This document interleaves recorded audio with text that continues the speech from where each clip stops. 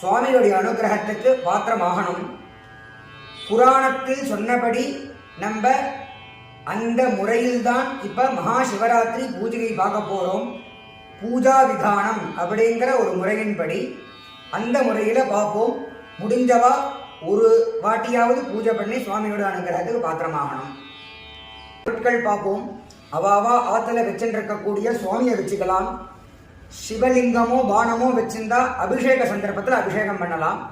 அல்லது இந்த மாதிரி போட்டோவை வச்சுக்கலாம்.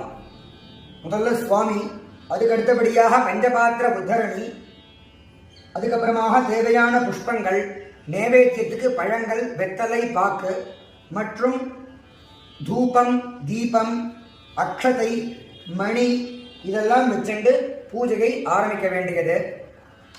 முதல்ல ஆச்சமனம். அச்சுதாய நமஹ.